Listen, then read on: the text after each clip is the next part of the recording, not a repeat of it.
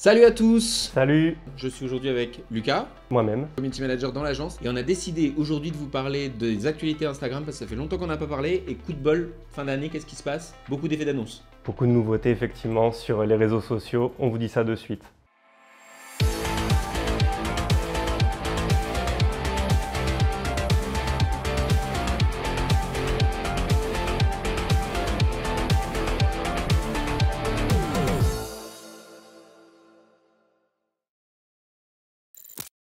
Alors, ouais, c'est dingue en fait ce qui s'est passé ces dernières semaines. On a l'impression que c'est parce que TikTok a été down pendant quelques jours qu'en fait ils se sont dit c'est le moment de lancer la plupart des trucs. Et en l'occurrence, on va voir point par point tous les trucs qui ont été amenés. Je vais te proposer également de donner ton point de vue. Et pour le coup, c'est vrai qu'il y a eu beaucoup d'effets d'annonce à la fois sur la phase DM, on va dire, ou plutôt dark web, et la phase visuelle parce que tout le monde s'est mis à hurler cette semaine sur le nouveau feed qui était annoncé depuis un moment quand même, hein. Donc bon, alors prenons-les par ordre d'habitude. Donc déjà, ils ont précisé qu'en gros il y aurait des nouvelles fonctionnalités dans les DM, et donc ça va servir évidemment quand on a des conversations avec des personnes, en termes de stickers, en termes d'ajout de surnoms, en termes de localisation directe, qui était déjà possible sur WhatsApp. Exactement.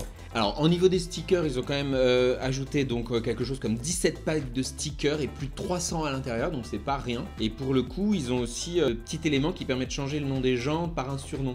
Alors, c'est-à-dire que si tu as envie d'appeler abruti quelqu'un, en l'occurrence, ou des spammers en l'occurrence, comme on sait qu'il y en a beaucoup, c'est l'occasion justement de le faire. Alors, le partage en direct, Déjà présent sur WhatsApp et déjà très utile et fonctionnalité de plus qui passe d'un réseau à un autre, très intéressant. et c'était utilisé sur Snapchat, vous le faisiez, vous, votre génération ou pas? Oui, il y avait aussi sur Snapchat effectivement et c'était quand même très utilisé.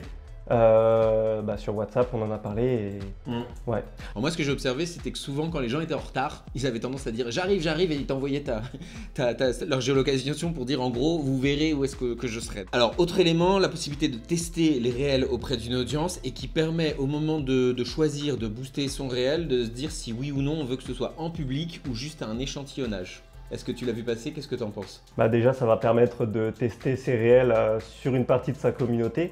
Et une sorte de test AB, un peu comme on peut faire dans la publicité sur Meta Business Suite par exemple. Ouais, c'est exactement comme ça que ça va fonctionner. En fait, vous lancez la phase test et au bout de 24 heures, vous avez un résultat qui dit si c'était vraiment bien ou pas, si ça valait le coup de le lancer ou pas. Je vais être honnête, ce que j'ai vu pour l'instant, la plupart des gens qui le testent, parce que moi je vois pas trop l'intérêt pour l'instant, la plupart des gens qui l'ont testé, ils sont pas très friands de ça pour l'instant.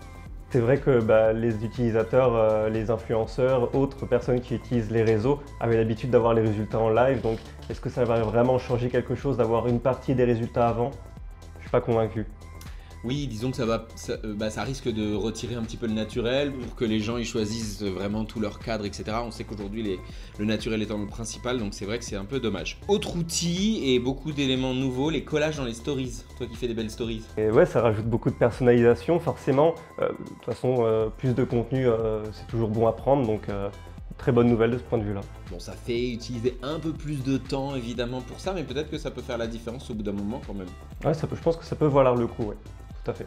Autre fait d'annonce, un peu en même temps que YouTube, dis donc pour le coup, l'extension des réels. Avant, on était À la 90 du coup. et là, on va passer à 180 secondes, donc ça fait une différence qui est la même donc maintenant sur YouTube. On pense que ça vient un peu de TikTok, non? Oui, je pense que Instagram veut s'aligner aussi sur TikTok, donc ça m'étonne pas qu'il y ait ce rallongement. Oui, puis ça bridait beaucoup quand même, hein, les 180 secondes. Des fois, si on avait besoin de faire quelque chose d'un petit peu plus précis que quelque chose d'ultra timé, ça pouvait être compliqué. Puis alors toi, ça te demandait des ajustements aussi au nombre de variantes de vidéos. Autre élément, l'IA arrive très rapidement, très bientôt, avec la possible génération d'images et de stickers directement, à la fois dans les publications et dans les DM. Alors ça, c'est une bonne nouvelle, ça ressemble un peu à Grok quand même. Oui, ça ressemble un peu à Grok et même à ce qu'on peut voir sur iOS aussi avec les générations d'emojis. Donc ouais, une nouveauté qui au final, voilà, rien de nouveau finalement. C'est nouveau, mais on l'a déjà vu quoi. Et du coup, il y a aussi les miniatures Instagram, donc pour les photos.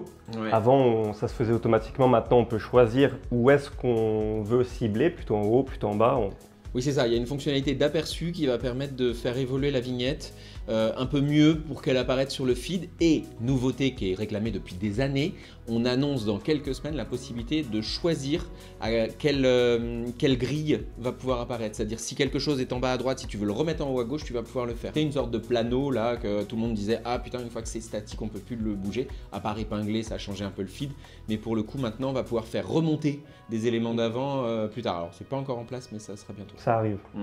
On parlait justement du nouveau feed, donc il y a aussi le nouveau format sur Instagram qui arrive, qui a fait beaucoup parler. Mais oui, alors bon, ça faisait quand même quelques mois qu'on l'avait annoncé, enfin qu'il l'avait annoncé. Et d'ailleurs, je crois que c'était en phase test ailleurs dans le monde, puisqu'on l'avait vu, nous, et que moi, ça fait des mois que je dis à tous mes clients nos formés, il faut que vous passiez sur des carousels format portrait. Alors, on n'avait pas la taille officielle, c'est un faux 4/5e, enfin 5 quarts, pardon.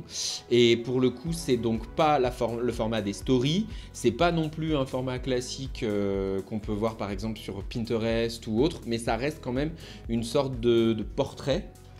Et au final, tout le monde a hurlé parce qu'effectivement, beaucoup étaient restés au format carré. C'est ça, et puis la transition s'est pas faite en douceur, si je puis dire. Les anciens posts qui étaient au format carré avant, parfois ça cassait un feed en fait. Et c'est ça. Donc, comme on vous vient de le dire juste avant, vous pouvez retourner dans vos vignettes, faire changer un petit peu ce qui est choisi en vignette principale, ou même réuploader une autre vignette à la place. Même réuploader, tout à fait. Ok. Vous le savez déjà peut-être si vous avez un compte professionnel sur Instagram, mais il y a des bots pour faire des réponses automatiques dans les DM. Donc ça arrive en version classique aussi. Moi ça me fait un peu peur quand même, hein, parce que je me dis on essaie de créer de l'humanisation et au final qu'il y ait des bots. Alors oui, j'en ai déjà vu, tu vois, surtout pour les comptes qui sont fermés. Par exemple, quand tu essaies de contacter une marque et que tu reçois un retour qui dit oui, nous ne prenons pas nos messages ou autre. Déjà, je trouve pas ça très bon en termes d'expérience utilisateur. Et puis voilà, alors bon. Je pense que ceux qui feront la différence, c'est vraiment ceux qui seront disponibles et humains dans leur relation à ce niveau-là. Toujours dans les DM, il y a aussi la planification des DM qui arrive. Ouais, un peu comme vous utiliseriez un email en vous disant faut pas que je l'envoie avant demain matin ou avant dans 3 jours, là vous pouvez l'utiliser aussi. Ou comme on planifie les posts à l'avance, on se dit on planifie les DM. Je vais être honnête, moi ça me paraît être plus du social selling, c'est-à-dire en gros d'essayer de planifier la façon dont vous allez essayer de vendre à l'avance plutôt que des discussions classiques, parce qu'au final ça peut être pas du tout adapté à des éléments classiques. Et dernière nouveauté du coup, donc on a l'arrivée de l'application Edit, donc pour tout ce qui est montage vidéo, l'application de Instagram. Eh bien oui, en fait, tu sais quoi, c'est parce que pendant quelques secondes, quelques minutes, CapCut qui appartient à TikTok a été rendu inaccessible de la même manière que TikTok et Lemonade ne l'étaient pas le dimanche juste avant l'investiture de Trump. Résultat, ils se sont dit c'est le moment où on peut annoncer aussi que nous bientôt on va avoir notre application de montage. Alors il y en a déjà une petite d'éditeur dans Instagram, mais là ça sera quasiment au niveau de CapCut. Est-ce que ce sera partiellement payant comme CapCut ou pas? On ne sait pas, peut-être évidemment, mais c'est sûr que c'est aussi l'occasion de montrer aux utilisateurs que tout ce que TikTok a fait jusqu'à présent qui facilitait la vie des créateurs de contenu, d'un seul coup, ils proposent la même chose, donc c'est malin là pour le coup. Effectivement, c'était pareil avec le lancement de Thread, à peu près au même moment où Elon Musk a racheté Twitter, devenu X. Et effectivement, ils ont profité d'un moment de transition, de faiblesse pour lancer une nouvelle application. Donc, Ils se repositionnent bien parce que effectivement, et aux États-Unis et même ailleurs dans le monde, parce qu'il y a des endroits dans le monde où TikTok n'est pas aussi populaire qu'Instagram, ils se remettent un peu sur la map à un endroit où ils avaient peut-être perdu de leur superbe, d'autant que dans les 2-3 dernières années, la portée a quand même beaucoup baissé. Donc voilà, c'est un moyen de montrer qu'en gros, ils ne restent pas passifs. Et puis c'était cool quand même de faire cette mise à jour de Instagram, ça faisait longtemps qu'on n'en avait pas parlé, et c'est vrai que nous on l'utilise tous les jours, donc on espère qu'en tout cas ça vous aura plu d'avoir suivi un petit peu ces éléments-là. On vous rappelle qu'on a lancé le programme Alpha il y a à peine quelques mois pour permettre à des apprenants, en tout cas on appelle ça comme ça, mais c'est pas du tout le terme qu'on devrait utiliser, des chefs d'entreprise ou des responsables com qui ont besoin de monter en compétence justement sur les aspects du développement digital de leur projet ou de leur entreprise, et une cohorte d'apprenants tous ensemble regardent les blogs de e-learning et viennent au coaching.